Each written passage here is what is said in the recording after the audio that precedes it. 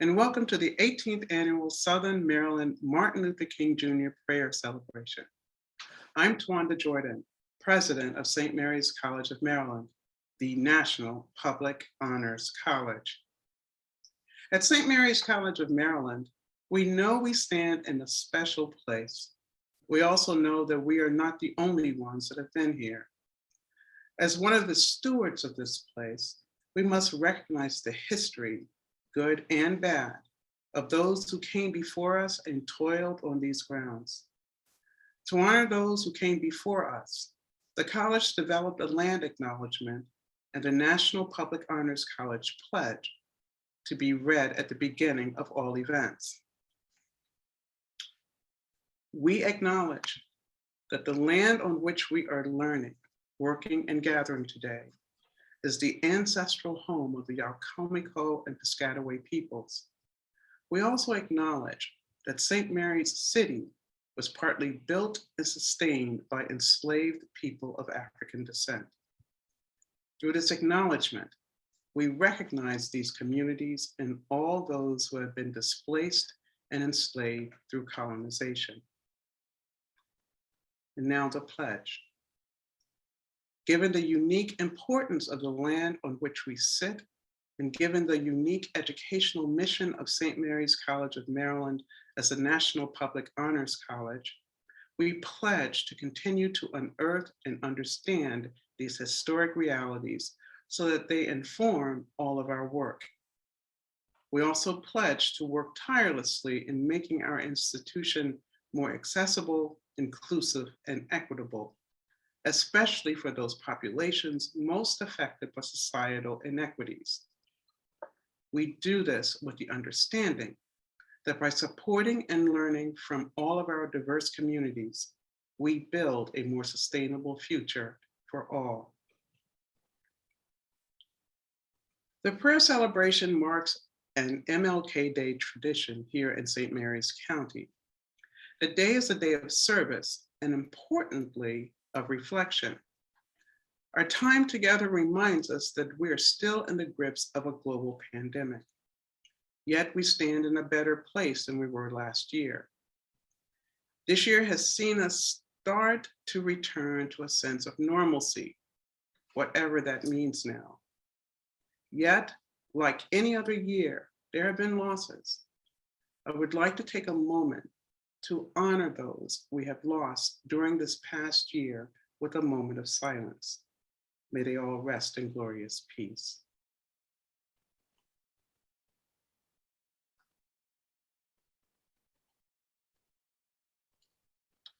Now, we will have Reverend Matt Hall, Senior Pastor of South Point Church.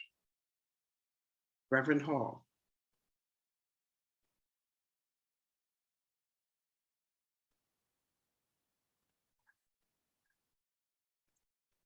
I just need the host to start my video.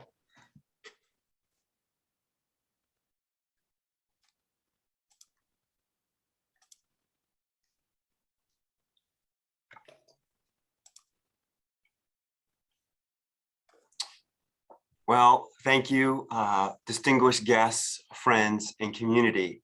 It is an honor and privilege to be here on Dr. King's Celebration Day, not only as someone who loves and cares for our beloved community, but also having my daughter graduated from St. Mary's College of Maryland Public Honor College. In this time, we call this space an invocation, which is really a fancy word to say we invite the Creator's presence and favor. And I would like us in this few moments to reimagine what that looks like. And what I mean is, what if the Creator is already present?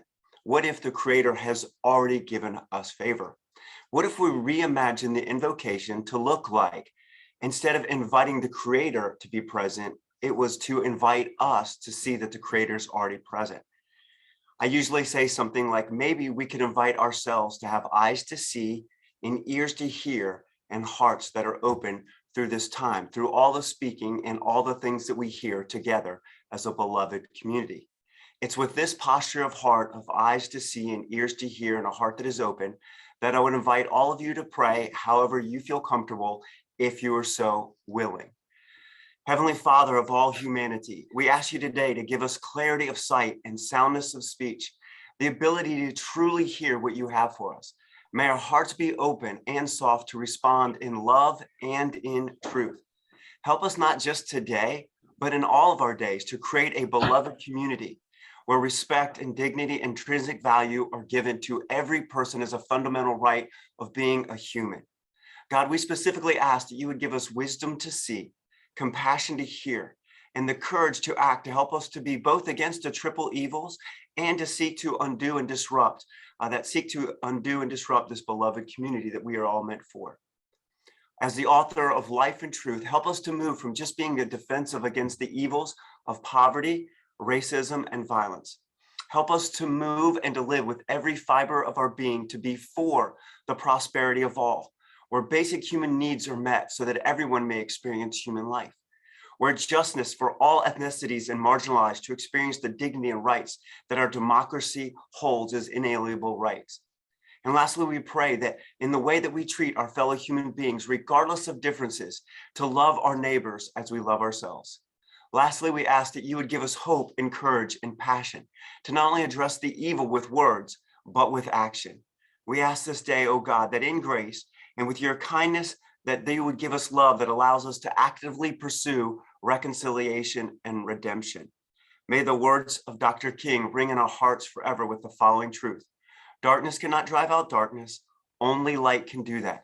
Hate cannot drive out hate, only love can do that. We bring our prayers to you in the precious name of your Son, Jesus. Amen.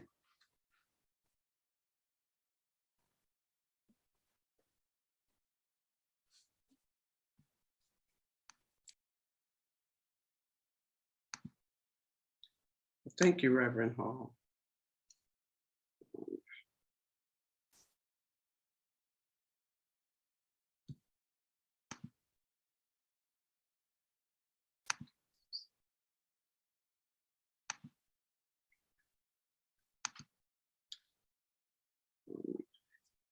Reverend Hall, again, I appreciate you and your words during this invocation.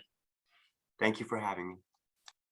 I'd like to take just a few minutes to reflect on today's theme, the urgency of creating the beloved community. Last year, I came before many of you for this event and spoke to the theme of what matters to you. What mattered to me then, and still today, is that this country lives up to its creed. What matters is that we embrace, enact, and embody the vision set forth by the writers and leaders who crafted and amended the Constitution to bring greater clarity and relevance to a vision of humanity. I often find myself revisiting the idealism represented in the preamble to the Declaration of Independence. Dr. Martin Luther King Jr. also recalled the words from this quintessential document as he dreamed of a time when America would live up to its creed. We hold these truths to be self-evident, that all men are created equal, end quote. I think the challenge we still have today is to base our culture on it, to revive our traditional belief in the existence of truth, morality, equity, and justice, and to extend the domain of such belief to our academies and to our street corners and to our communities. As Dr. King envisioned it, our community is materially prosperous for all and socially just. People are caring toward one another, not hateful. People's hearts brim with a passion for life because they have committed themselves to affirming life's goodness, to respecting each other and their moral responsibilities, and to striving to expand justice. Speaking before you today, and as the events in Texas this weekend shows us, I know that we aren't that much closer than we were a year ago to realizing this beloved community. Thus, today's theme is very timely. There is an urgency indeed. Urgency, in its most basic definition, is acting swiftly.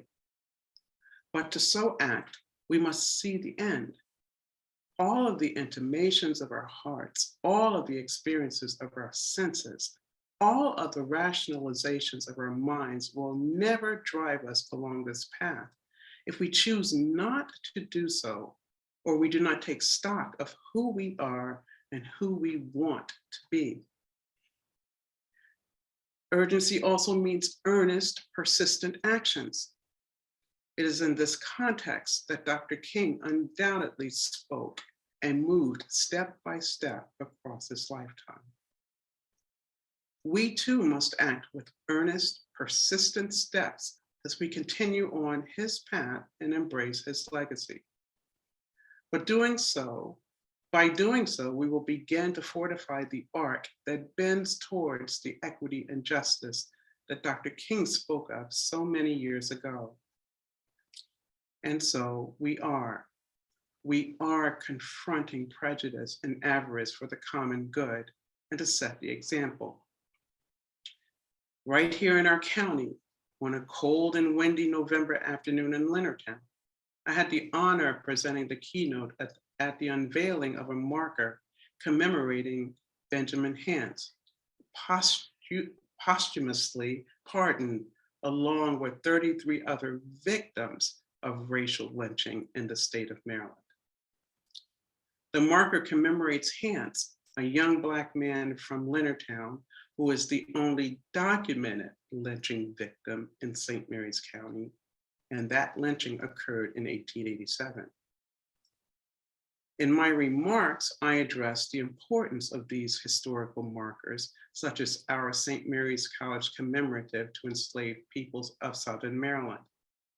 These pieces help us to confront the past and have much needed and often difficult conversations. These pieces give voice to the silenced. As I said that afternoon, every act to memorialize the atrocities of our history serves to enlighten, educate, and empower we, the people, and prevents history from repeating itself. Every act to honestly and truthfully tell the history of our nation and uplift the oppressed propels this country one step closer to living up to its creed. Yes, there is most definitely an urgency to create the beloved community. We must enable the next generation to see. The future is dependent on what we do now. The more we persist in our efforts to hear the voices of the silenced and the voices that enlighten and empower others, the more we advance closer to Dr. King's dream, the more likely it is that a seemingly idealistic vision penned into our history becomes real. Today, I urge you to listen, to hear, and to act with urgency. Thank you. So now it is my sincere honor and great pleasure to introduce a man, an elder statesman, if you will, who epitomizes true leadership, conscience, and commitment to this republic, and that is Congressman Steny Hoyer. Congressman Hoyer is an exemplar in his service to this country, and as the representative of Southern Maryland for over 30 years, and is the representative for over 30 years. Additionally, he has served for more than 2 decades as a member of the college's Board of Trustees. Thank you, sir, for your service. You now have the floor. Well, thank you very, very much, Dr. Jordan, and thank you for your leadership of St. Mary's College. We are so proud of you and so proud of our college, and you have brought such a principled perspective to the leadership of that school, of which I'm proud to be a board member. I want to thank you, and I want to welcome Dr. Mary Frances Berry, who has been a dear friend of mine for very many years. Mary, thank you for joining us on this consequential day for our country and indeed for the world. Your service to America, your service to mankind has been extraordinary through your life. I am so proud to be your friend and so glad you're with us today.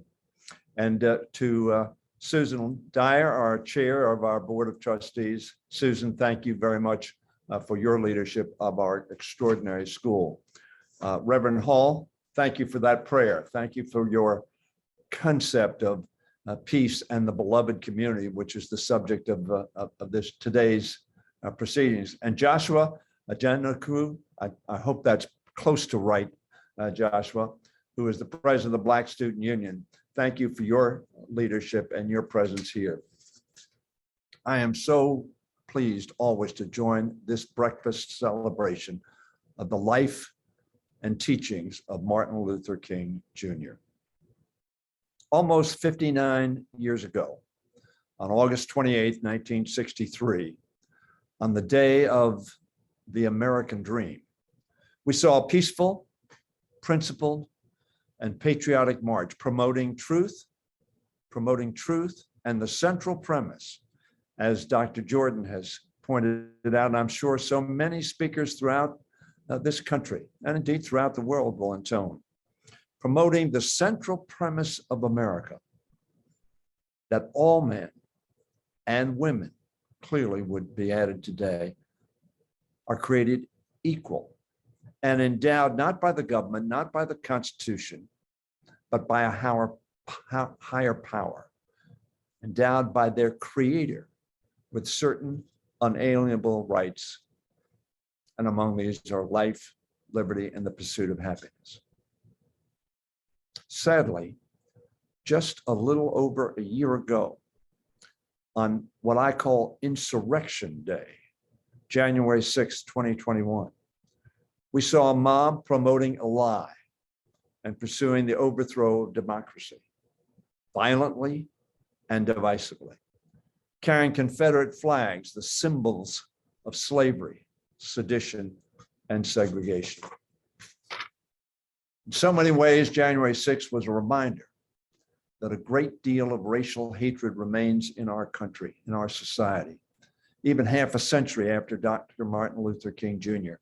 was taken from us so prematurely.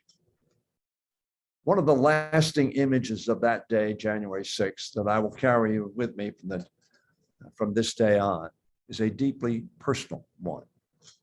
After my dear friend and brother, literally and figuratively, John Lewis passed away in 2020, I set up a poster in the hallway in front of my office, which is the main hallway of the Capitol of the United States, highly trafficked main corridor of the Capitol, with his picture and his powerful words about getting into good trouble.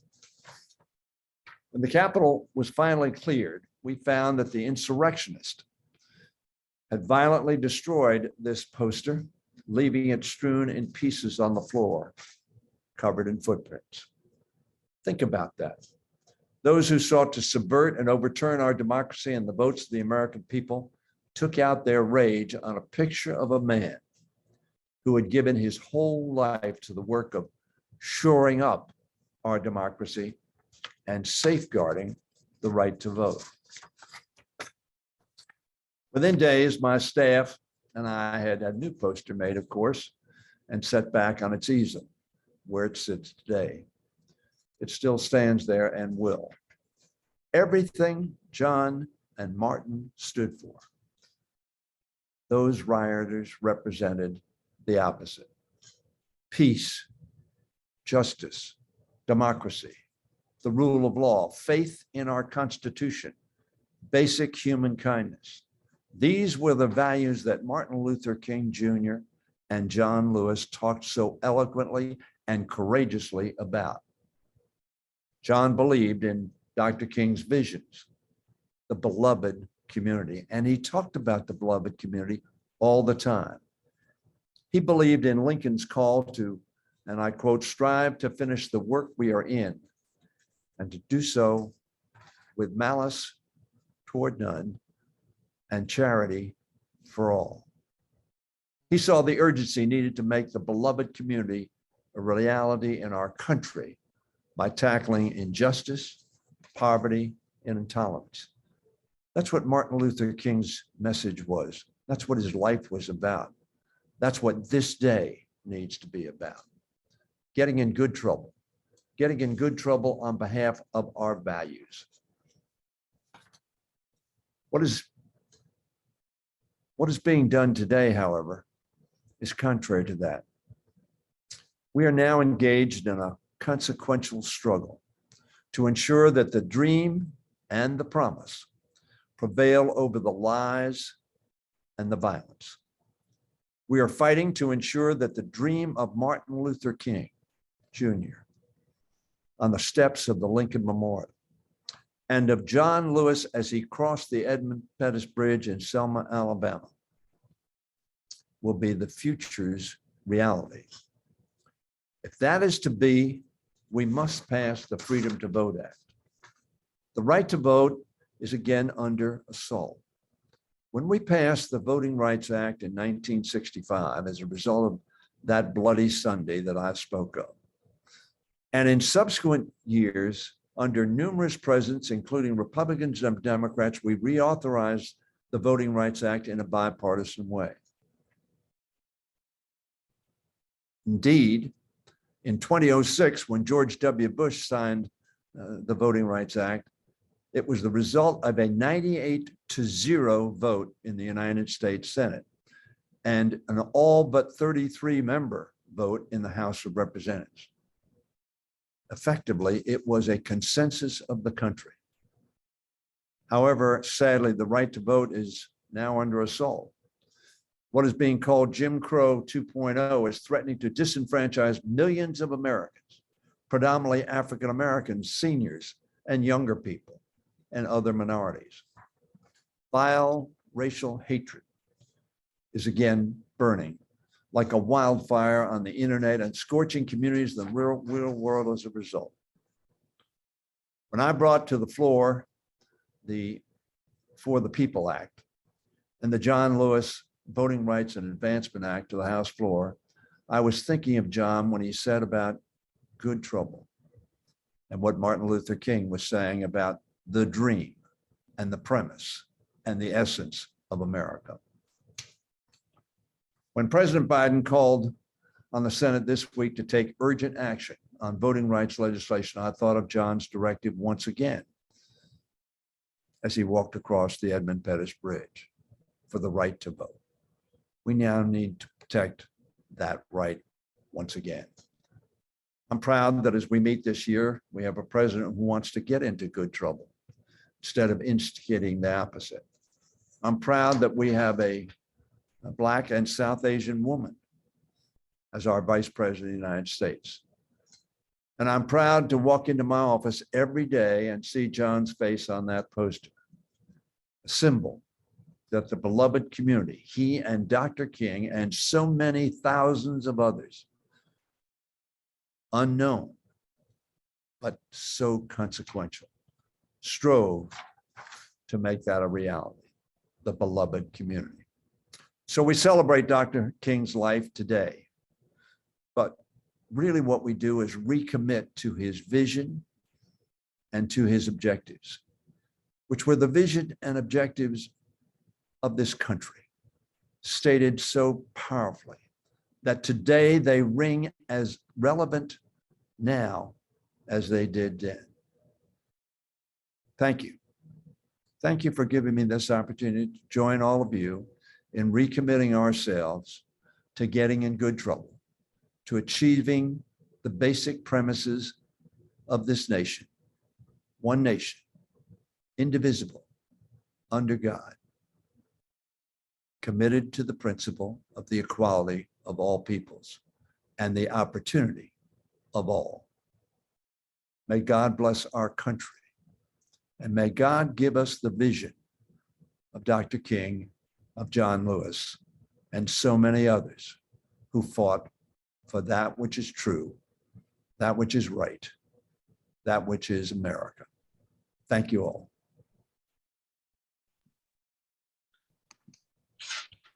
Thank you, Congressman Hoyer. You're always so inspirational. And every time I hear you, I am ready to do the work. right? I just feel that, as you said, we come here this time of year to recommit ourselves to the vision. But every year, it takes a little bit more to recommit ourselves, right?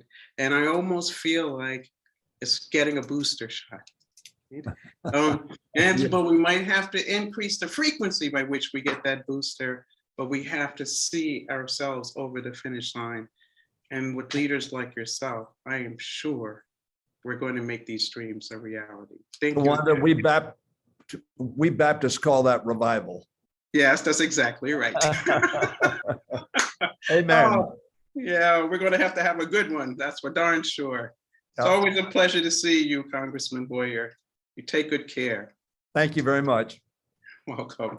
At this time, I would like to introduce Susan Dyer, strategic consultant at Leap Second Consulting and chair of the Board of Advisors of MAGA Design of Leonardtown. But for me, more importantly, Susan is the chair of the college's Board of Trustees. Susan, we look forward to your remarks.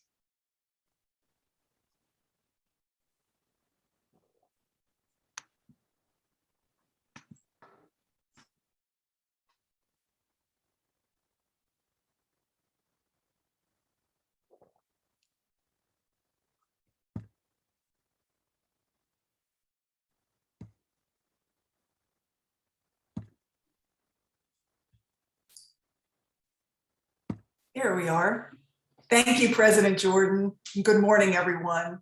I'm honored to represent the Board of Trustees of St. Mary's College of Maryland as we recognize and celebrate the extraordinary legacy of Dr. Martin Luther King Jr., a legacy of hope and opportunity. We appreciate your attendance today at this Southern Maryland tradition, now 18 years strong.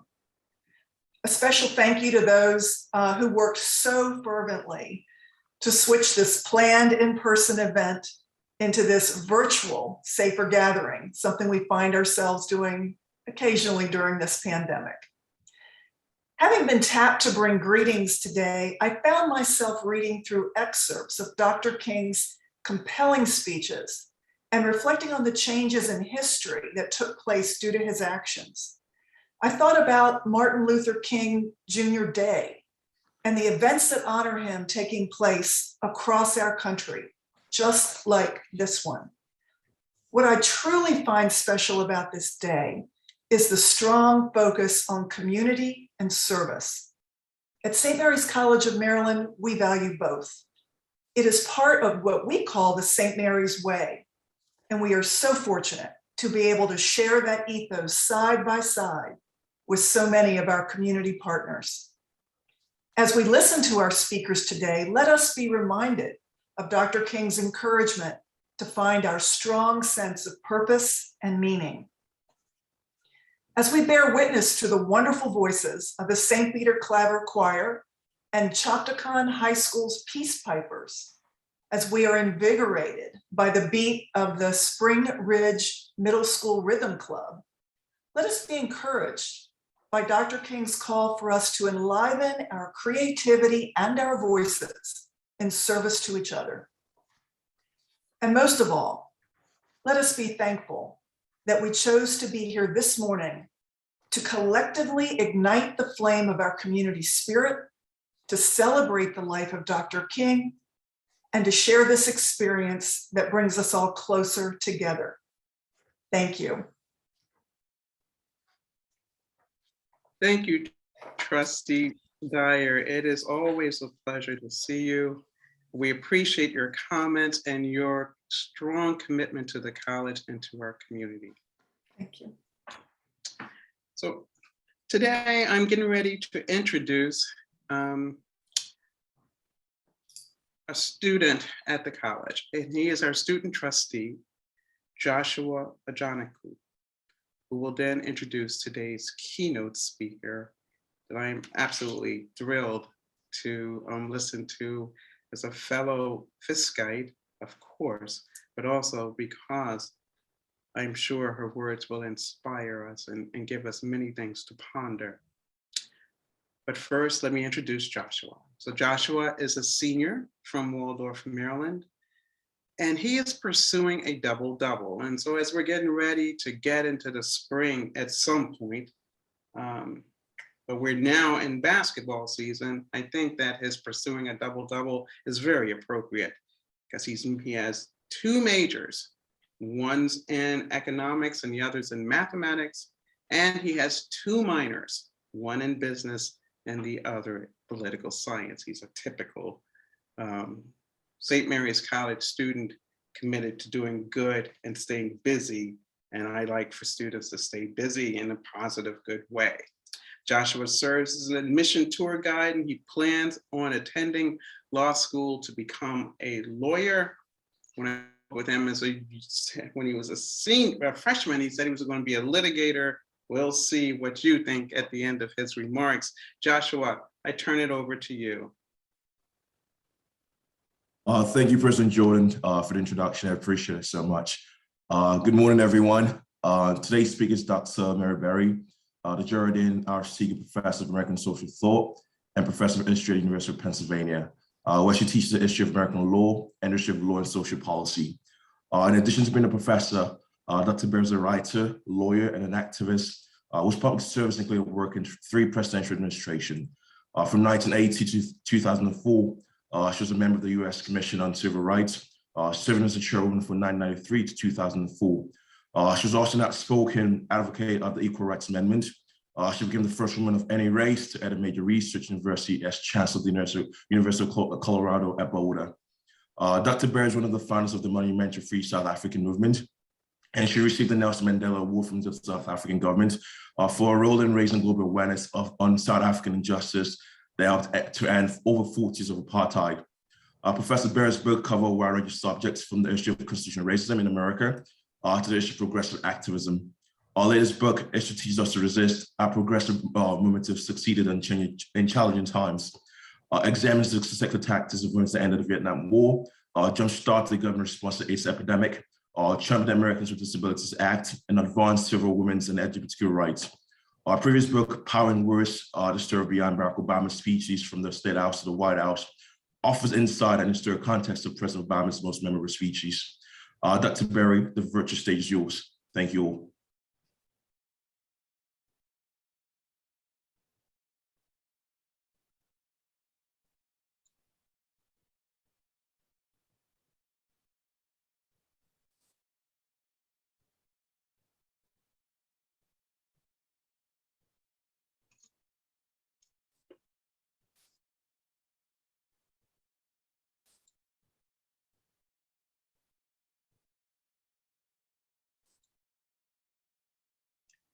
Thank you very much.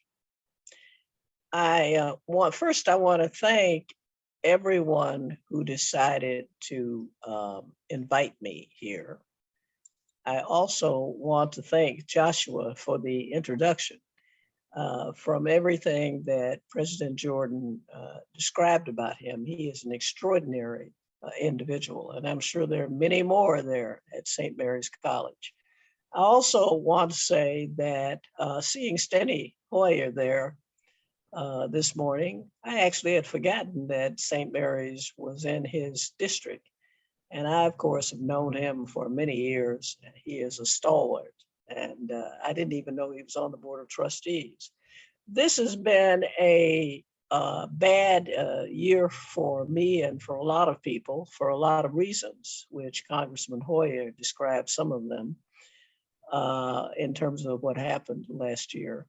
But a number of stalwarts in the civil rights movement passed away. People that I knew and that I had worked with for years in the last year. C.T. Vivian, Gloria Richardson, Bob Moses, Joe Lowry, and a lot of other names that I can't call everybody's name. And so there's a certain sadness about that.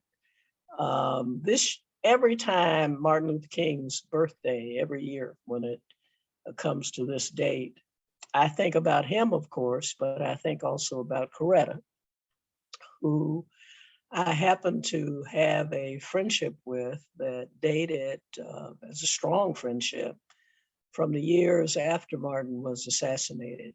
And we became, as I call it, fellow travelers on the human rights road. And one of the things we used to do is say to each other, whenever there was some issue that we had to go and organize a protest or participate in what people were doing in a protest, and there were so many and there remain so many to do, we would say to each other, what would Martin do about X, Y, Z? And he, of course, in his experience and with her knowledge of him, left a blueprint.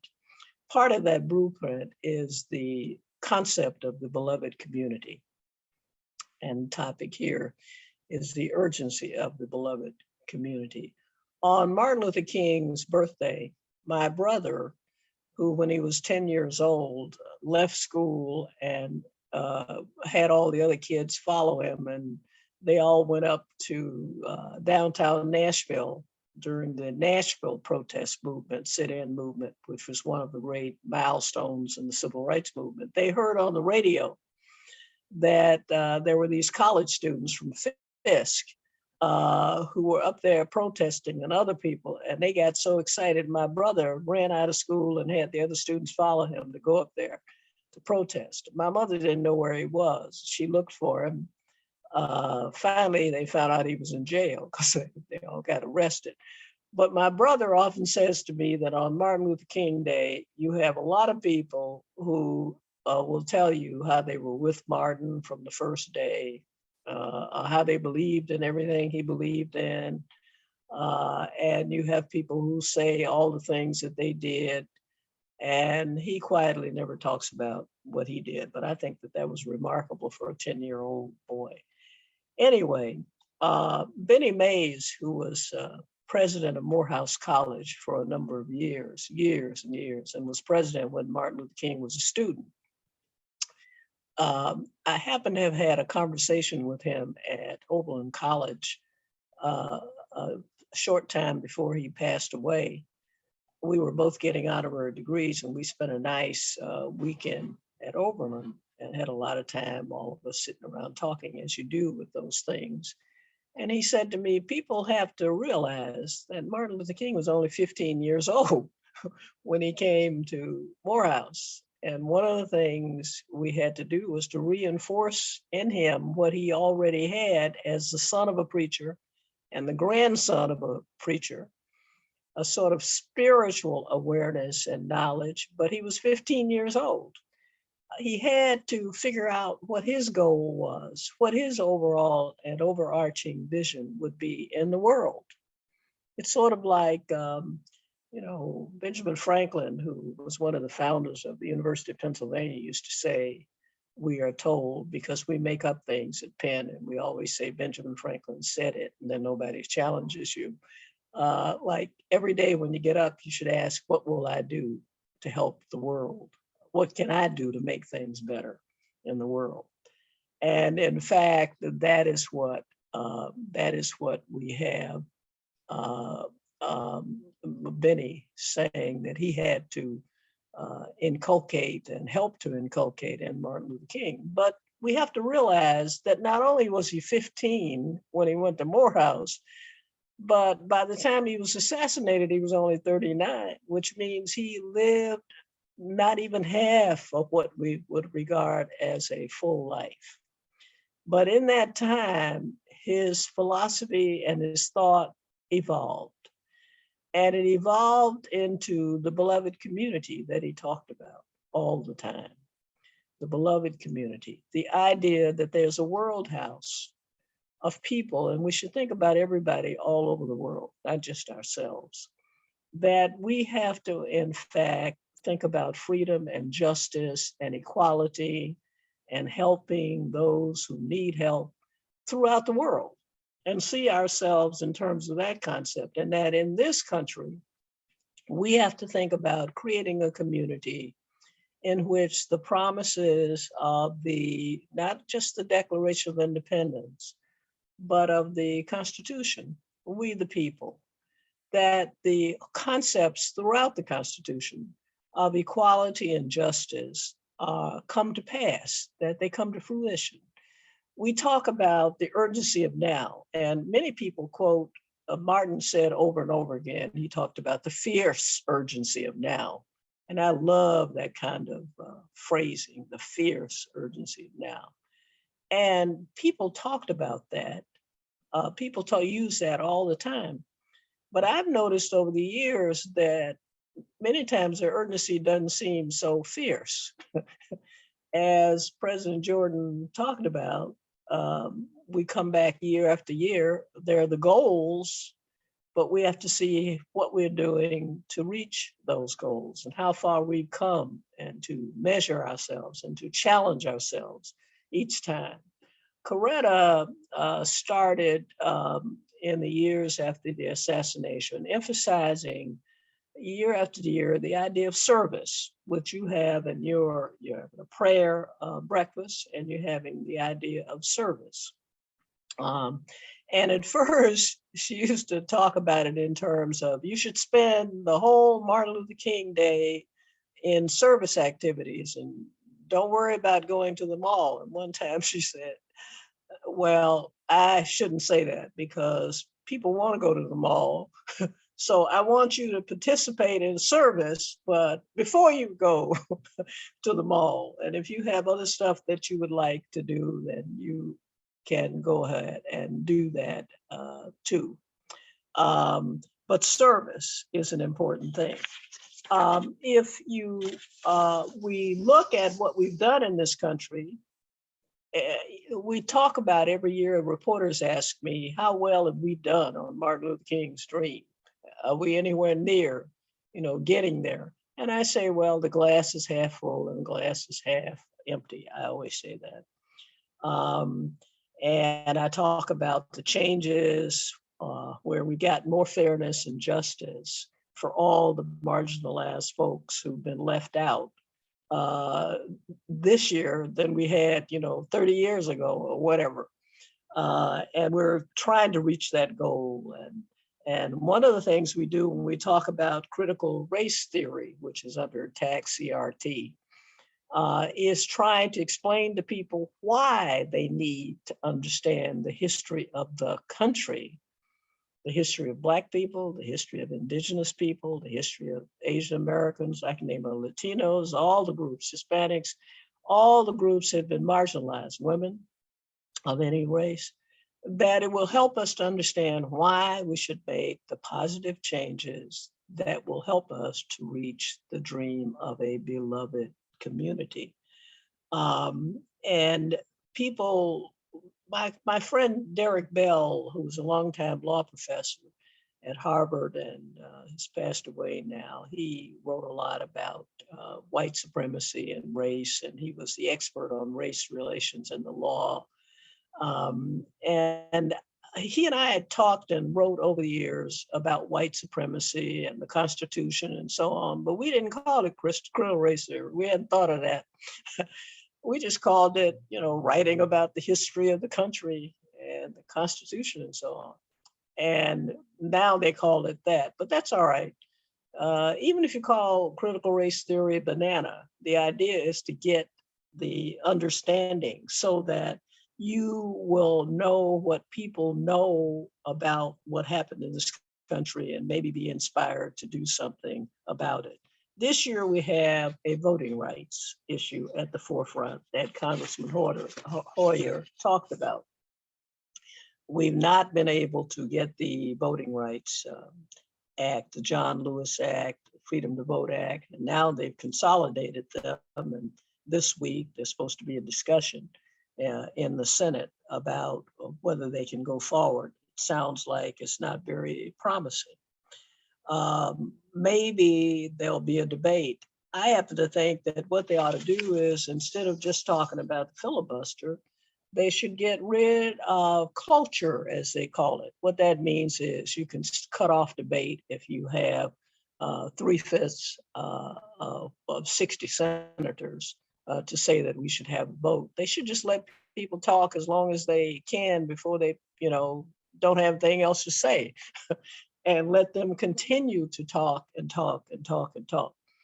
I don't know what's going to happen, but we can hope and pray and work to try to see if we can get this passed, because this is an additional tool on the road to the beloved community. When Martin Luther King was chosen to be the head of the Montgomery bus boycott, I often tell students that these are lessons for us. People are not born leaders. It's not like when they were born and they were newborn, somebody looked at them and said, this person's going to be the leader. People become leaders. Some are chosen. Martin Luther King was chosen.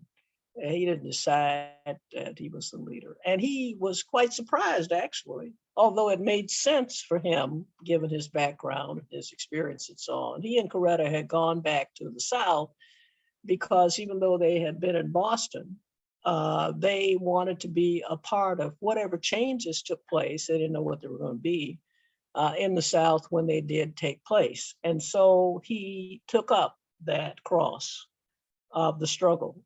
By the time the Southern civil rights struggle had led to the Civil Rights Act of '64 and so on, Martin then believed that the vote, if you just had the vote, that all the things that he had talked about in the 1957 prayer pilgrimage speech in Washington, which was his coming out party, as we call it, because it was the first time he'd made a national speech. And he said that if we get the vote, we'll have justice. We'll have judges that are fair. We'll have governors who are fair. He named all these different officials who would be fair. It won't be like it was with the boycott, where you got all these people who won't do right, or all those people in Birmingham, all those places. We will have the vote. He was talking about Montgomery because Birmingham hadn't happened. He said, if we get the vote, then the people will treat us fairly and everything will be fine. That really was the message, but given more profoundly than I'm giving it. Well, by the time he went to Chicago and went north and saw all the racism and the poverty and all the stuff that happened to people, and he said, well, these people have the vote. And they've had, the vote for a long time. So maybe the boycott is not just something, and the protests are not just something that you use when you don't have the vote. Maybe there's something that you use when you do have the vote. Maybe it can help you in the way that you achieve success. And so that resistance, so that nonviolent resistance, and I have to be careful to say that because Trevor Noah told me when I was on his show, The Daily Show, that make sure I always say nonviolent, because people will say I'm talking about violence or something, which I'm not talking about. Nonviolent resistance, that was what you had to do. He had had some unfortunate experiences too with presidents who were politicians of the kind that he thought that if they were in office, things would be better. I mean, John Kennedy, when he first talked to him, he and the group went in to talk to him about how bad things were in the South. John Kennedy didn't really seem very receptive. I mean, he just wasn't interested in what they were talking about. Apparently, that's what Martin Luther King felt. And it turned out he was right, because later on, when I was writing a book about that period, I read the letters and papers and memos in the presidential library. And Bobby and John F. Kennedy thought that this movement is going to fizzle. It's not going anywhere. We won't hear from them again. And they were wrong, of course, but that's the way they treated it. He didn't despair when things like that happened. He just, when they invited him to come to the 100th anniversary of the Emancipation Proclamation, '63, he just told him he was busy and he didn't go.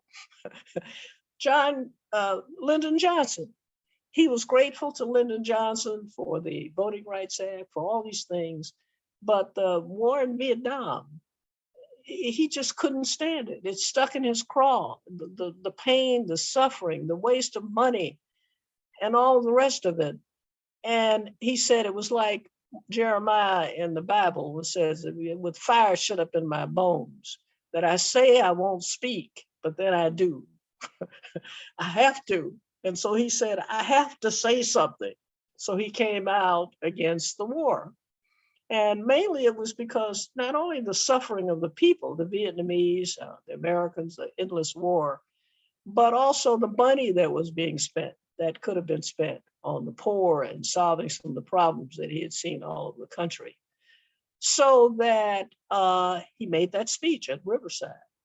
And what did Johnson do? The president made clear to him publicly that he was having a summit on civil rights at the White House and that he, Martin Luther King, wasn't invited.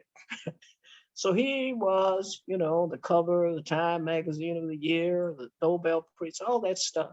Didn't matter. He had come out against the war. And for me, what it did was it inspired me. I was already in the Vietnam War, anti-Vietnam War movement at Michigan, where I was a student. I went to Vietnam, made up a story and said I was a reporter and got the Defense Department to let me go to Vietnam that summer to see what was going on there for myself. And I write about this in my book, History Teaches Us to Resist, as well as other things. Anyway, so his experience with presidents wasn't always the most pleasant thing. But when he was assassinated in Memphis, he was working on jobs for sanitation workers, as we know. But he was on his way to Washington for a multiracial poor people's campaign, which is a mirror image of what he saw as a movement. The movement encompassed all people. At the plans for the Poor People's Campaign, and even as it turned out after he was assassinated, there were indigenous peoples, Native American leaders there. There were Latino leaders there, Hispanics. There were, of course, women. There were all the people from the civil rights movement in the South, Marion Edelman, the Children's Defense Fund, and there was Coretta, of course. There was Ralph Abernathy, his dear, sweet colleague and brother, who was now running the organization. But you had a variety of people from all different walks, poor people, from a lot of white folks who believed in the cause, who were there. And it rained. We used to say it rained 40 days and rained 40 nights. You thought the rain was never going to stop in the mud of Resurrection City on the Mall. But the purpose of it was to ask the Congress to do something about the economic issues, because by that time, Martin Luther King had decided that it wasn't just the political issues, it was the economic issues that had to be settled, wages and jobs and healthcare and all the things that people who were marginalized suffered from. And that if you had a multiracial, nonviolent coalition to make those demands, they might be able to get something done about them. Of course, after he was assassinated, it didn't turn out, and the rain and the mud and the federal agencies didn't respond the way he thought. When Robert Kennedy was assassinated, and Robert Kennedy, by that time, was a great believer in doing something about the problems of the poor. And some of the people in the Poor People's March who were there had worked actually for him. He was assassinated, Kennedy was, Robert. And his funeral procession passed through Resurrection City. And the economic agenda that Martin Luther King had remains unfinished. Part of it is in the Build Back Better plan that they talk about, which seems to be dead. But by that time, his views were pretty much solidified. It's true that he loved to comfort the afflicted and afflict the comfortable. And some of his views sound radical. I mean, Coretta and I agreed that he would not be afraid to say that the Second Amendment keeps us from having gun control with kids getting killed in school and people getting shot, then maybe we should change the Second Amendment. he would not be afraid to say that if we want to admit refugees, and we should admit them, we should help those not just from Central America, but from Africa and the Middle East, China, elsewhere in Asia, the Rohingya in Burma, and everywhere. That if we don't want to separate families, and we talk about that, families at the border, we should not separate families in this country, jailing people for minor drug offenses. We should treat them and we should keep them with their children. We legalize and permit legal businesses, but don't incentivize Black neighborhoods where people want to get a piece of the action if you're going to be selling marijuana and you made it illegal. And if there are people in prison who are there for using and selling it, they ought to be released. There are a lot of things. He probably would not flinch because he believed in nonviolence and he believed in reconciliation from saying that Biden and Trump voters ought to talk to each other. People ought to find a way to talk to each other, not people who engage in violence, but people who have different politics. Maybe the way to start is to talk about something positive that the guy you're for did and find something, like with Trump, maybe the First Step Act, which let some offenders out of prison who have been there a long time in the federal government, and see if people can talk to each other and reach some kind of accommodation. And maybe we ought to have civics in middle and high school and national service for high school graduates for a year, and then we might build a better sense of community. Kamala Harris, the vice president, says that if we can't get it together here in this country on the voting and office holding and elections bill, we will no longer be a beacon of justice, an example for the world. And I think that Martin Luther King and Coretta would agree with that part, what she said.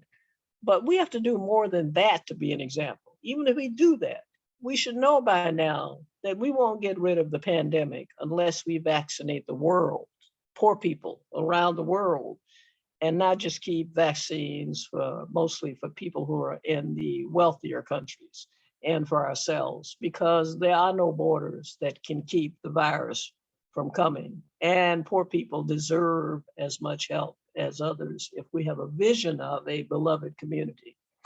He was firm about that that's what we should do.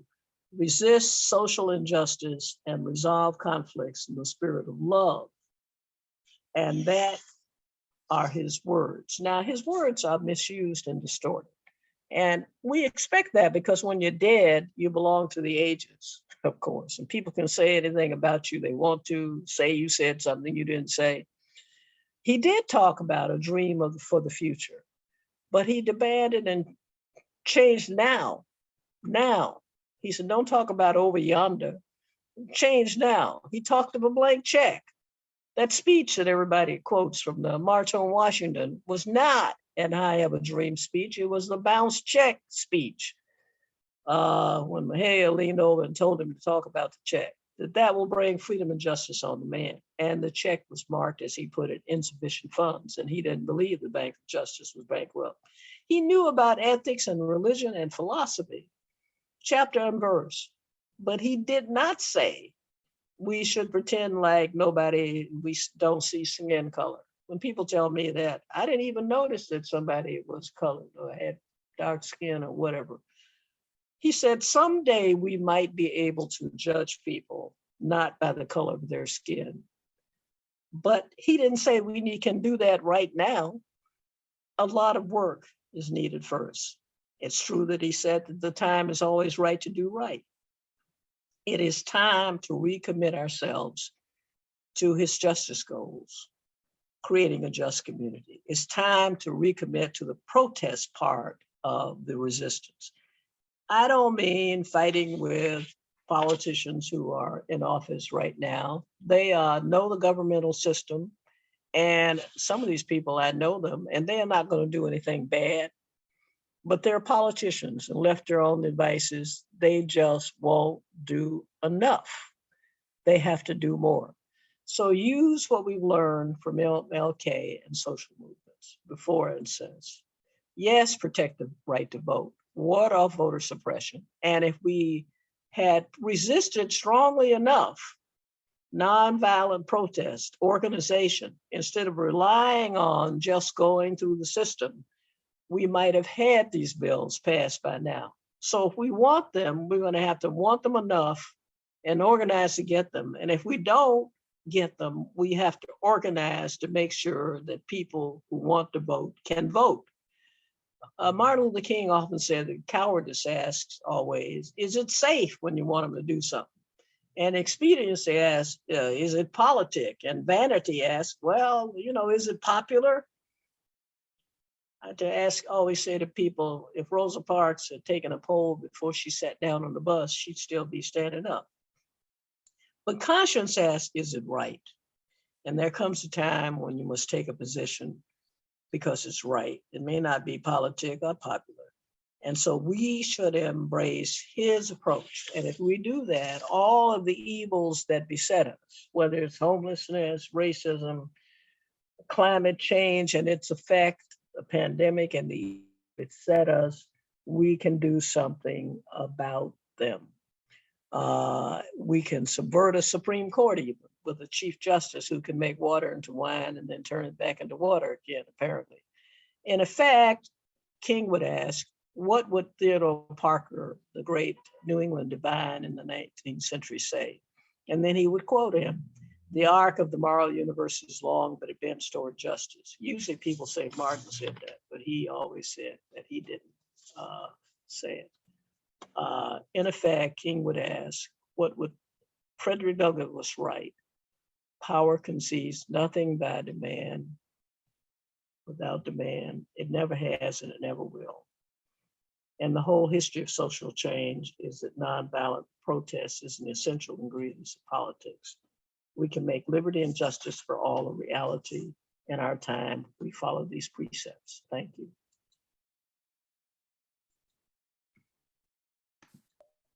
Dr. Berry, thank you. I have truly enjoyed your words. They are so inspirational. I think about everything, and you know this, everything you said rings true. When we talk about nonviolent resistance, it's what you need to do to move this country to a better place. Hold on to what you believe. What your conscience says is right and true for humanity writ large to help us to get to a better place. These are hard words and you need to find those champions. And sometimes the champions is within each and every one of us to try to get this world to a better place. And we just don't have enough people who are willing to step up and make the sacrifice and do the hard work. But your words are inspirational. Hopefully they'll inspire many more of us to pick up that chain and let's just move this thing along here. But I'm not supposed to be talking right now. What I'm supposed to be doing is letting Kelsey moderate a Q&A. And Kelsey Bush is the college's Chief Diversity Officer, and he is an alumnus. And I want the audience to know that we're going to have about 15 minutes or so for this Q&A. And in order to participate in the question and answer session, please use the chat function to submit your question. Kelsey, I turn it over to you. Thank you, President Jordan. Dr. Berry, thank you so much for your kind words today. And as President Jordan stated, very thought-provoking, extremely thought-provoking and speaking power to truth. It was truly prophetic and inspiring to hear everything. I have to say it's a privilege to be sharing this time with you. You have had an incredible journey across your life. I've read a couple of your books and they've been quite enjoyable to hear the different stories that you have put forth, and they have been a guidepost in their own ways. You've been on the forefront of the lines of equity. You have championed disinvestment in South Africa. You have protested the Vietnam War and many other social justice concerns. I have to ask, how do we honor the legacy of Dr. King by creating the beloved community he longed for? Well,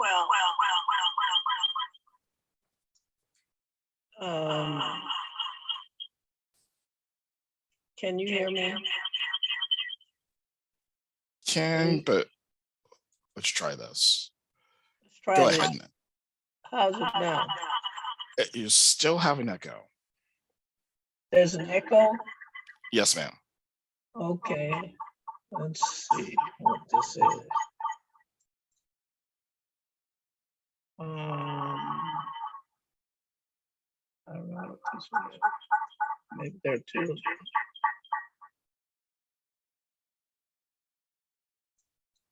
Can you hear? Is it still an echo? Yes, ma'am, there is. I have no idea why there's an echo. Why don't I just quickly stop it? Let me.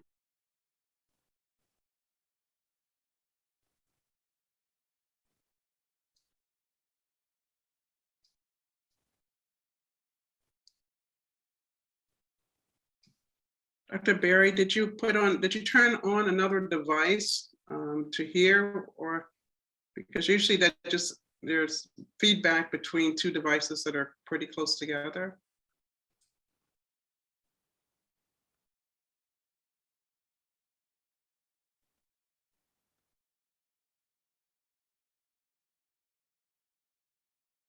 Okay, is it still doing it? Yes, ma'am, they're I'm still gonna on. cut both of them off and sign back in. Okay. Elsie, can you turn off your mic and see if that might reduce the feedback when she's speaking? Let's just test it.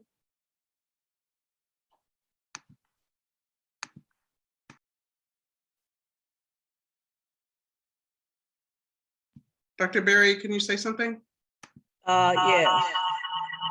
Let me sign in quickly. I'm gonna sign in very quickly. Very good.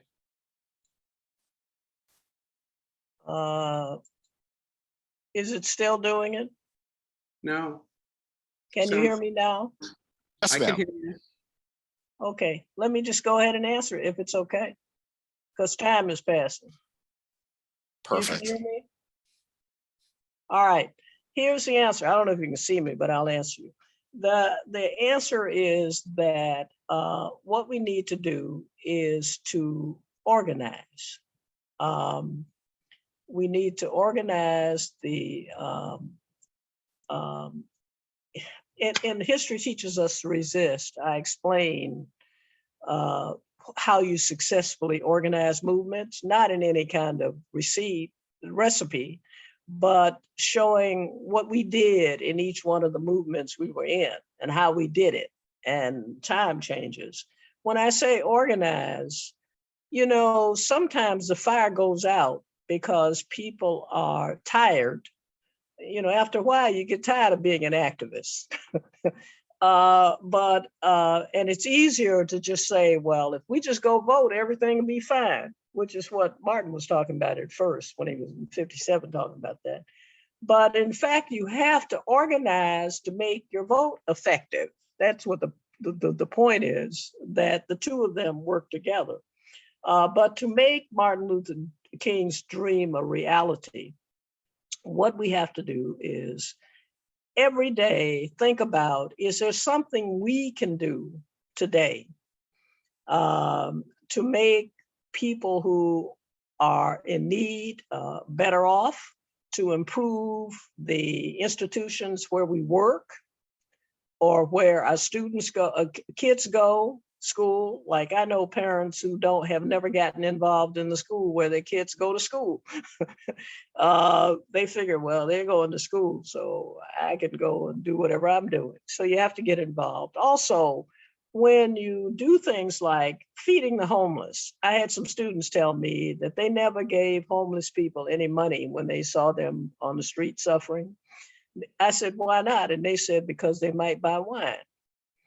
I said, well, Jesus didn't say you should give to the homeless only if you think they might not buy wine.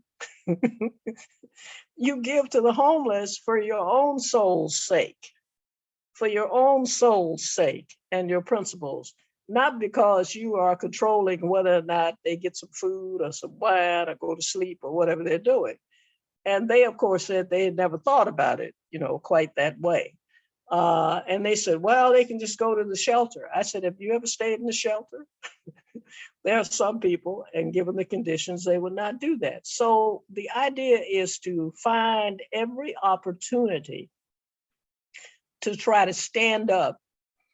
And I don't mean for justice, and I don't mean taking risk. I don't ask people to go to jail or anything like that, but just be there and be a voice. And if you see somebody doing something that they shouldn't do, people often ask me, if somebody says something in a faculty meeting I'm in that's racist, should I say anything? And I said, you obviously should say something. You shouldn't get to be argumentative, but you should take the opportunity to say something. So the idea is to being a witness for justice wherever you are, and also doing service. And I know in church sometimes the minister would say, when we could go to church, that Thanksgiving is coming. We should bring some food and some canned goods and whatever, and we're going to go and give them to the poor down at the soup kitchen or whatever, because Thanksgiving is coming. And I said one day, I got up in church and said this, we should give help to the poor and food for them all the time, not just because Thanksgiving is coming. I'm tired of you getting up every year saying Thanksgiving is coming. I said, don't you eat when it's not Thanksgiving? Well, I know that was not a proper thing to say, so I sat back down. But it's being a witness. Thank you. Thank you so much there, Dr. Berry. Something sparked an additional question when you were speaking about that year-round activity when it came to those who are in need. That goes along with something that you said earlier about critical race theory and the fact that sort of the need to understand all histories to be a better citizen. And you mentioned that Dr. King was 15 when he started his journey, and 39 when he died, when he was murdered. Could you speak to the importance of young people getting involved in multiple ways and pushing for change, but also the importance of them understanding all of the history? Well, I think about when we were in the segregated schools in Nashville, where my history teacher made us read The Story of the Negro by Charles Wesley and a book by Carter G. Woodson called The Miseducation of the Negro.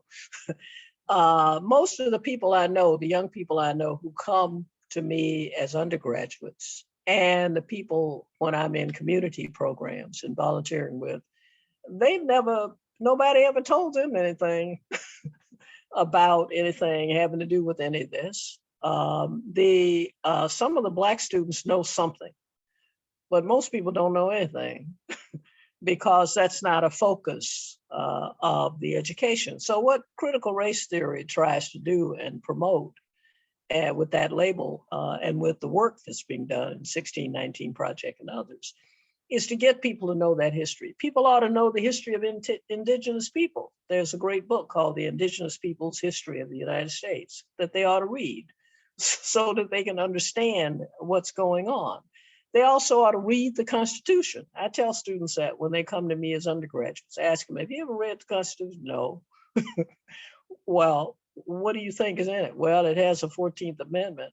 I've had students tell me that the only part of the Constitution that matters is the 14th Amendment. They don't know what all this other stuff is about. And I say to them, don't you want to know what the First Amendment is about? It's about your ability to protest and your ability to complain and to stand up for what you believe. Oh, well, somehow they didn't notice that one. Nobody talked about it. So that there is a great vacuum in terms of people knowing enough to know. Also, if you know if you know history and you know civics, you will know how the Constitution works. Some people don't even know that we have a federal system. They don't understand why the states are in charge of certain things. And why is it that they keep saying that the federal government is not supposed to do this and that and the other? There was a time when we didn't want the federal government to do anything because it was controlled by a bunch of racists who, if they did anything, it was going to be bad.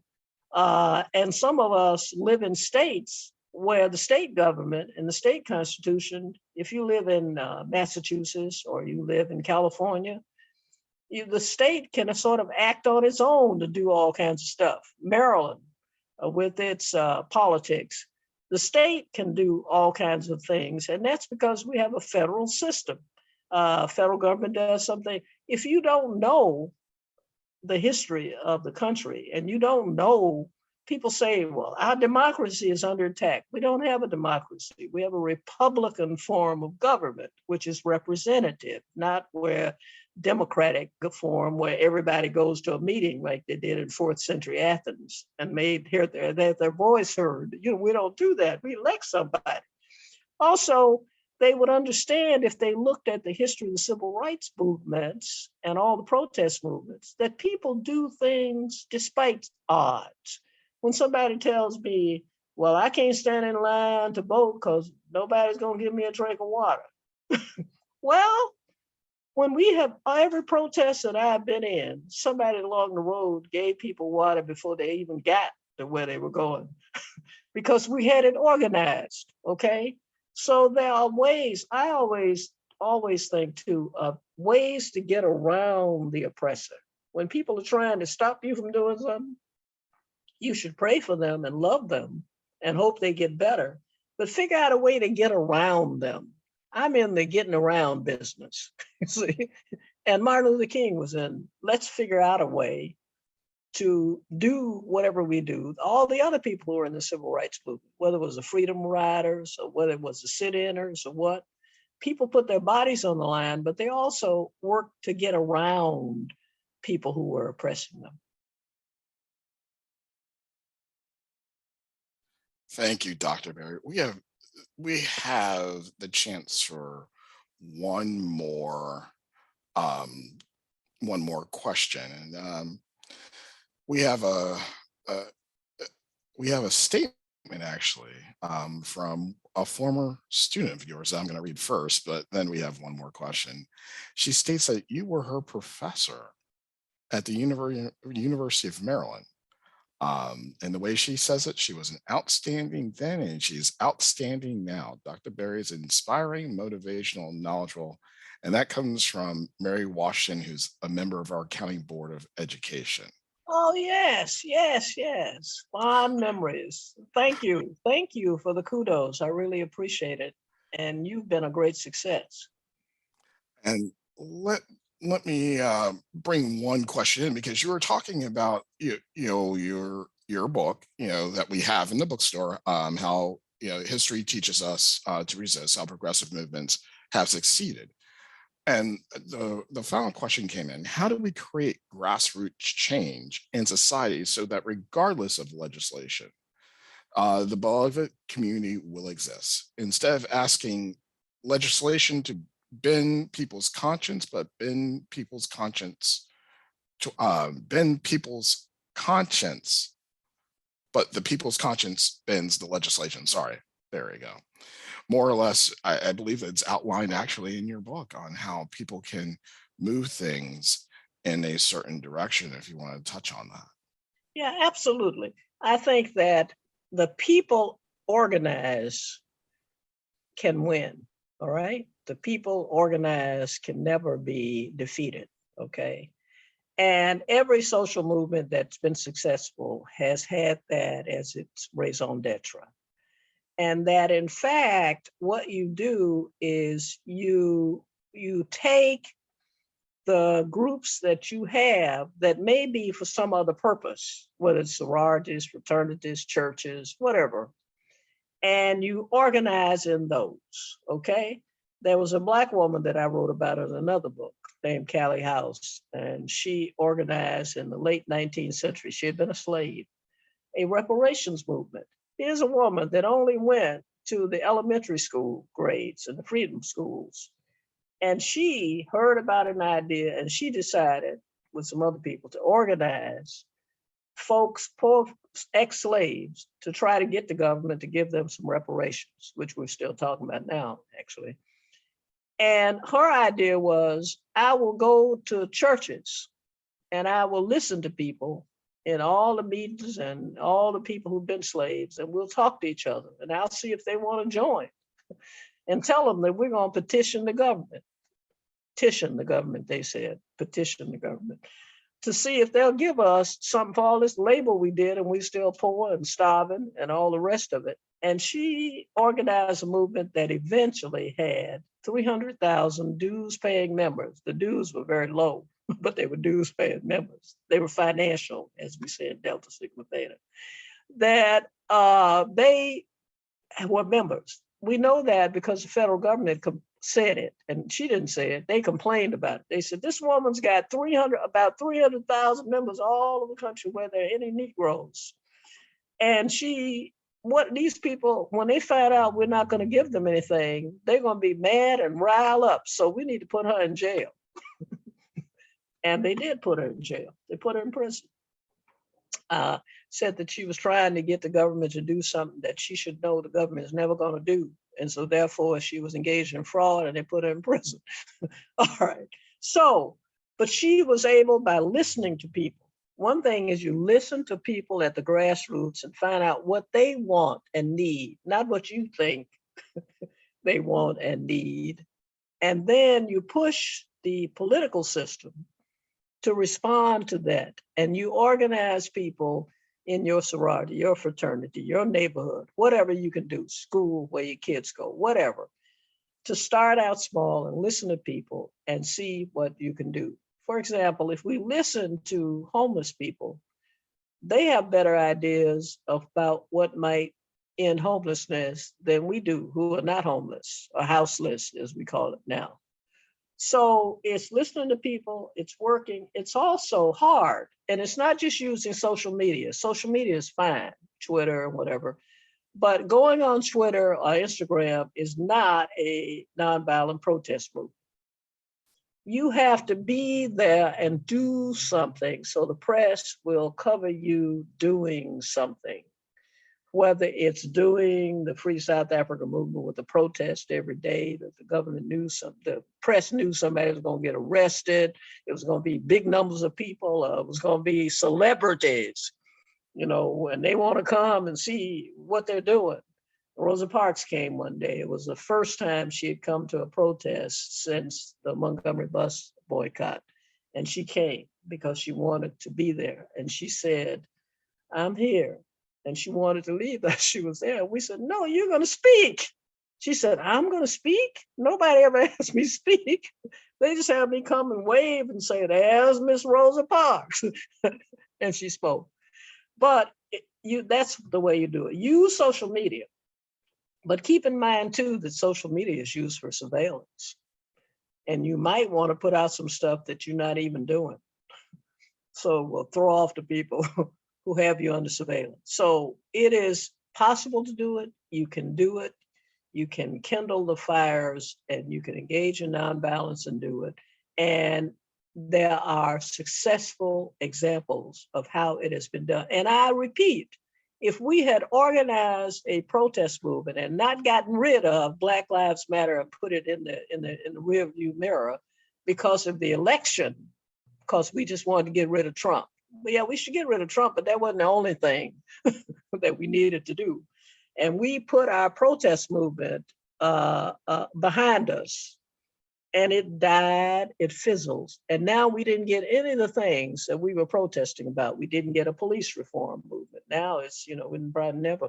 We have not gotten the voting rights improvements. If we had kept up the resistance, we would be able to do it. And it's not too late to start it again. All right. This has been an excellent session. And once again, thank you, Dr. Berry, for your wisdom and nuggets of truth and food for thought, I always call them. And I also want to thank Kelsey for moderating. And thank you to those who submitted those thought-provoking questions. This has been a really enriching and engaging session. It is now my pleasure to welcome Dr. Janice Talbert Walthauer, lifelong resident of St. Mary's County, Maryland, and first vice president of the St. Mary's County ACP. For her remarks, Dr. Walthauer has served on the executive board of the NAACP for years, is involved with several boards and commissions, and has received numerous citations for professional and community services. She's a proud graduate of not St. Mary's College of Maryland, but rather Morgan State University. I love her anyway. She is a retired educator and continues to be a community activist. Dr. Walthauer, I give you the mic. Thank you. Thank you so much, Dr. Jordan, and thanks for your leadership. And thanks to Kelsey and the whole committee that put this on virtually. It's been great. And to Dr. Berry, ooh, I had to get that in. The call to action in creating the beloved community is urgent and is embodied in the NAACP's vision to ensure a society in which all individuals have equal rights and there's no racial hatred and discrimination. And we do work to disrupt inequality, dismantle racism, and accelerate change in criminal justice, healthcare, education, climate, and the economy.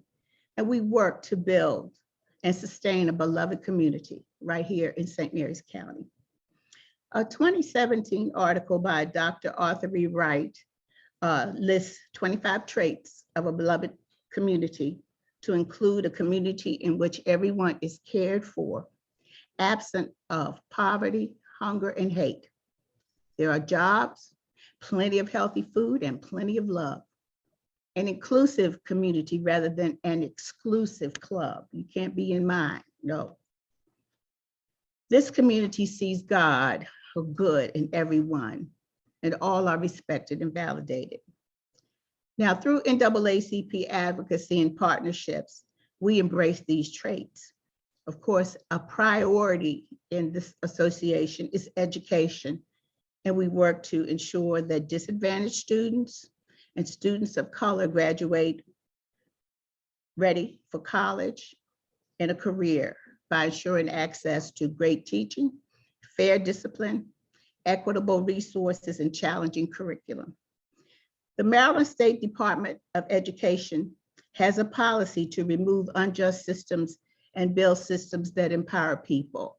Now, I just saw in the chat where folks were asking what is the NAACP doing? So this might be some education for not just the community here, but those that want to know what the NAACP is doing and what the state of Maryland is doing. And we are really fortunate to live in the state of Maryland.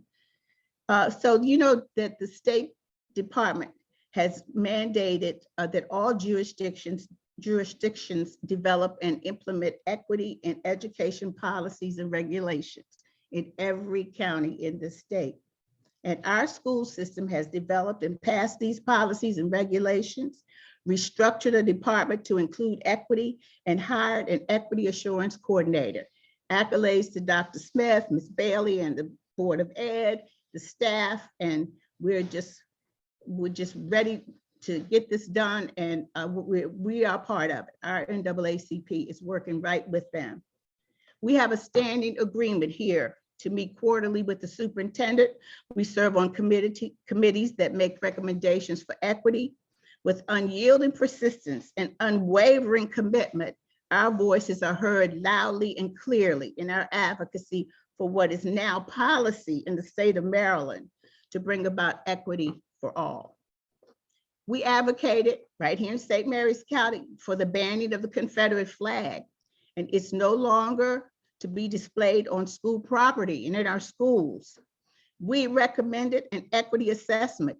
It was conducted and recommendations were made to include the establishment of an educational equity advisory committee to the Board of Education, in which students, parents, and the community would be involved in the equity policy accountability, and it's being established.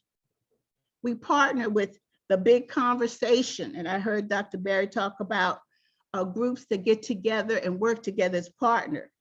And this is a tri-county group formed with the purpose of dismantling racism and privilege in Southern Maryland.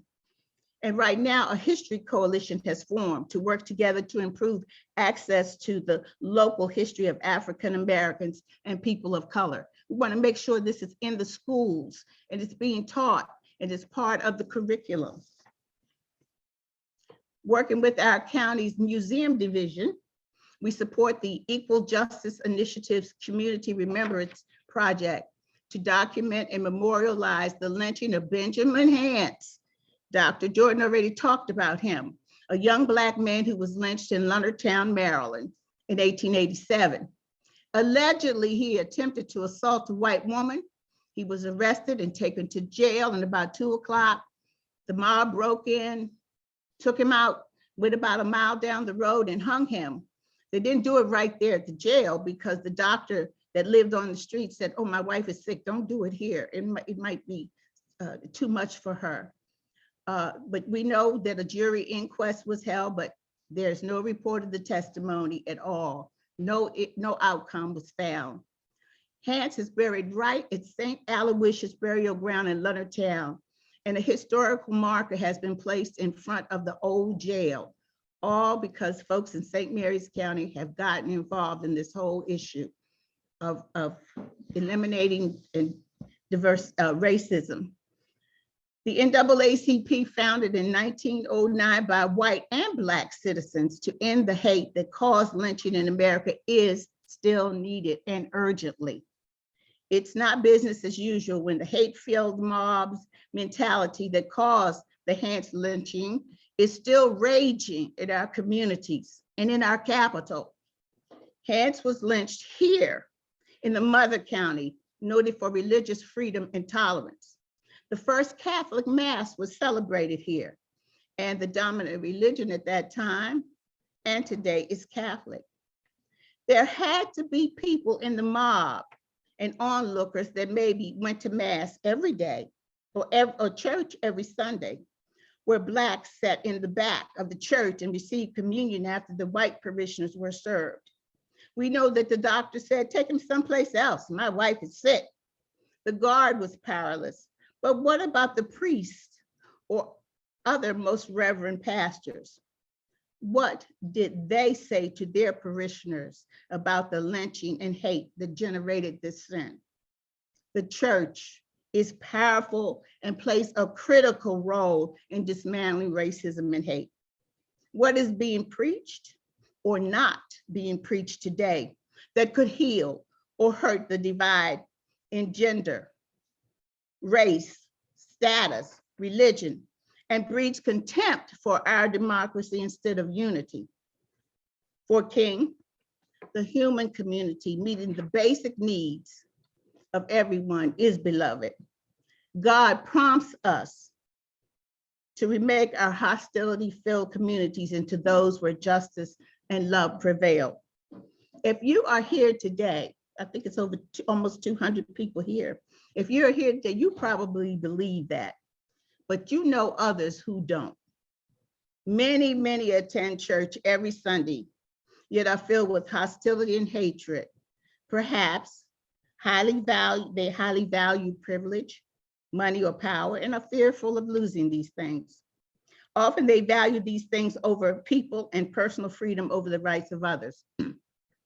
So I say to all here today, let's join together in our homes, schools, and churches to build hate-free communities and become, excuse me, the beloved community for which Dr. King has lived and died.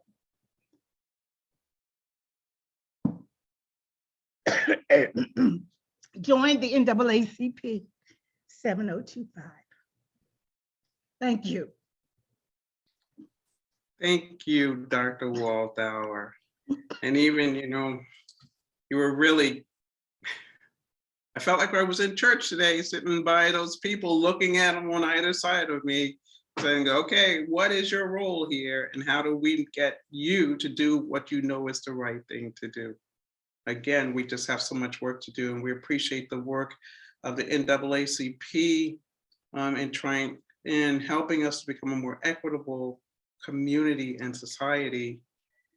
And I even appreciate Dr. Walthauer doing her, I don't know how you say it, and I'm not supposed to say it because I'm not in that sorority, so I am sure that Mrs. Henderson, who's the president of Alpha Kappa Alpha Sorority Incorporated, Nu Zeta Omega Chapter, is going to do her sorority sign too, make her noise, to provide it. I invite her to provide an invitation to the day of service. You know, in the past, our service has been an event, but service doesn't have to occur as a group. And you heard Dr. Berry speak to the importance of service and even providing Coretta's perspective on it.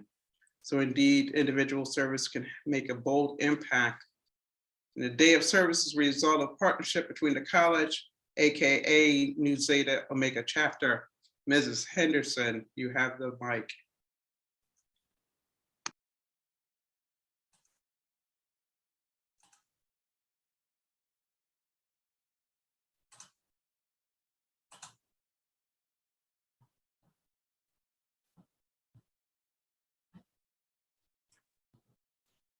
Good morning, Dr. Jordan, the Board of Trustees, Congressman Hoyer, all other political and community representatives and leaders, Dr. Mary Frances Berry, and all who are present in service to our community.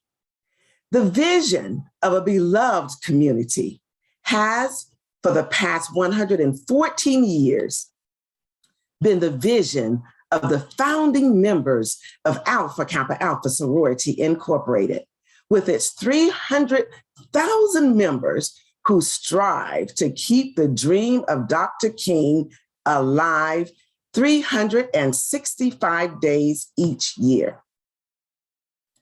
All of its chapters, including our illustrious Nu Zeta Omega chapter, work with a sense of urgency to empower individuals, strengthen our communities, bridge barriers, and create solutions to social problems. Since our chartering in 1980, Nu Zeta Omega chapter has diligently worked singularly and in collaboration to make a positive difference in our communities, particularly in the areas of education, health, economic legacy, social justice, the arts, and global impact. We are grateful that many of you have worked with us in the past, serving our communities in excellence by participating and promoting our programs such as Pink Goes Red, breast cancer awareness, the Debutante program, connecting with our legislators in Annapolis and locally, Project Warm, the National Day of Prayer, the College Access Program, and Black Dollar 365. In Dr. King's speech to the Southern Methodist University in Dallas, he told those in attendance, somewhere we must come to see that the human progress never rolls on the wheels of the inevitability. It comes through the time and persistent work of dedicated individuals who are willing to be co-workers with God. Today, we, the members of Nu Zeta Omega chapter of Alpha Kappa Alpha Sorority Incorporated, are asking you again, join us to be co-workers with God in serving our community for this, the MLK Day of Service. Specifically, we are asking for donations for several of our partners. One, for Spring Ridge Middle School Student Clothes Closet. We are asking for new leggings and jeggings for girls, as well as sweatpants and sweatshirts and hoodies for girls and boys. Two, for the pantry at St. Mary's College of Maryland, we are asking for donations of non-perishable food items for the neediest of students. Three, for the Lions Club, we are seeking donations of used eyeglasses. Four, for Souls for Souls, we are collecting shoes, even if only one pair can be found. In addition to these specific items, we will accept monetary donations, 100% of which will be donated to the Spring Ridge Middle School's Clothes Closet and St. Mary's College Pantry. We have two locations, one in St. Mary's County and the other in Charles County, at which you can drop off your donations. The location in St. Mary's is at the Global Village Community Center, just south of Dameron Post Office in Dameron, Maryland, where we will be collecting items from 10 a.m. to 2 p.m. The other location, which is in Charles County, is at the Matter Woman Middle School, where we will be collecting items between 10 a.m. and 1 p.m. In closing, we ask everyone to stay safe, mask up, and participate in our contactless drop-off day of service. Thank you all for supporting our service programs in the past, and thank you in advance for supporting our MLK Day of Service today. Ski-wee. Thank you. Didn't let me down. Thank you, Mrs. Henderson, and thank you and AKA for your partnership and the work you're doing within the community as well. Thank you. But before we close, I want to thank the Planning Committee, Kelsey Bush, Dr. Jerry Howland, Gretchen Phillips, Michael Bruckler, Derek Young, Rachel Brooks, Lee Capristo, John Felicitas, Destiny Baldwin, Francine Dove Hawkins, Adrian Dillahunt, Peggy Aud, Lori Marks, Andrea Henderson, Rachel Savoy, and Cynthia Brown. This could not have been accomplished without your work, and we appreciate you. So today we honor Dr. King, his life and his legacy. Trailblazers like Dr. King and Dr. Berry realize that an acceptance of uniqueness creates a stronger community, nation, and world. Our participation in today's event services is a reminder of the work that we must do to create the beloved community that Dr. King sought for all of us. As Dr. King said, and I quote, "An individual has not started living until he can rise above the narrow confines of his individualistic concerns to the broader concerns of all humanity," end quote. So let us continue to rise above.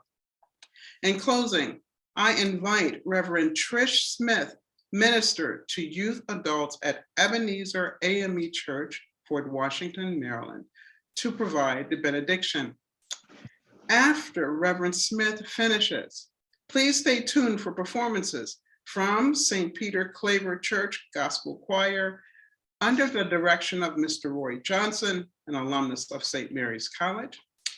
Chopticon High School Peace Pipers, directed by Sarah Lurick, and one of the most anticipated traditions at our prayer celebration, the Spring Ridge Middle School Rhythm Club, under the direction of Ms. Bonnie Bevan, a 2003 graduate of St. Mary's College. Reverend Smith, please. Thank you so very much, Dr. Jordan, and thank you to all of the committee members for this morning. And thank you to, of course, Dr. Berry for your remarks today and your life of service. I have been so blessed this morning, as I'm sure you all have on this Zoom. And I hope that we leave and do something. And we're going to end today before the musical selections, as you've just heard shared, we're going to have prayer and end today's portion of this program with prayer as we started it this morning, because we know that we can do nothing without it. So wherever you are, join with me this morning as we prepare for our benediction. Father God, we come to you right now in the name of Jesus the Christ. We thank you, God, for what our eyes have seen and our hearts have felt and our minds have gleaned on this day during this 18th annual Southern Maryland Martin Luther King Junior Prayer Day celebration. We thank you for the profound and powerful words of Dr. Berry and for today's organizers and hosts. We thank you for all the work that they put into making this event what it has been today. We ask right now that you continue to bless the very work of their hands and what you've called them each to do. God, we pray right now, dear God, for your continued presence and all that they shall do. And we honor you now, dear God, for Dr. King and for generations of men and women who paved the way and for the tremendous legacy that they have left for us all. We are grateful to you, Lord, for their strength, for their vision, and for fortitude of our foremothers and forefathers who sacrificed and who did so much, who built schools and businesses with little to no money, who walked to school, who marched and protested, who integrated institutions, and who, like Dr. King, gave their lives so that we could be here today. But we know that the work is not done, Lord. So we recognize the fierce urgency of creating the beloved community. And we pray right now for your abiding presence, your protection, and your power to do what is necessary. As we prepare to leave this virtual Zoom event today, we pray that you will use each of us individually and collectively, that you'll endow us and equip us to drive change locally in St. Mary's and throughout this nation and world, from Leonardtown to Louisville, from Lexington Park to Las Vegas, from Piney Point to Portland, from Chopticon to Chicago, God. As we go about our day in this year, give us what we each need to go back to our homes, to our workplaces, to our schools, our organizations, our churches, to make a difference. The Bible tells us that we can decree and declare some things. And so this morning, as we prepare to close, we declare and speak some things into existence. There is power in our tongues. So today we declare and decree to end racism. We declare and decree an ending to all forms of prejudice, God. We decree and declare equity and equality. We decree and declare voting rights for all. We decree and declare peace and safe communities. We decree and declare economic empowerment. We decree and declare Dr. King's dream realized. And we decree and declare that we will be the beloved community. And it is so. And the families, our communities, the nation, and this world are waiting for us, and the time is now, Lord. So we pray this prayer in the mighty, the marvelous, and the matchless name of Jesus, knowing that you're already working it out. And everyone on this Zoom can cry out, amen, amen, and amen.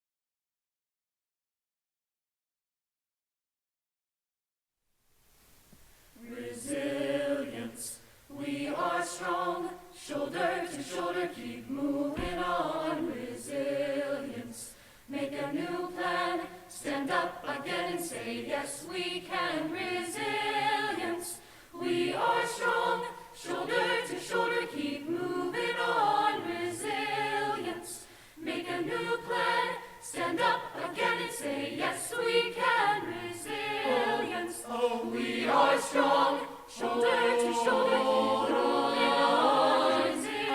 Resilience, make a new plan, stand up again and say, yes, we can.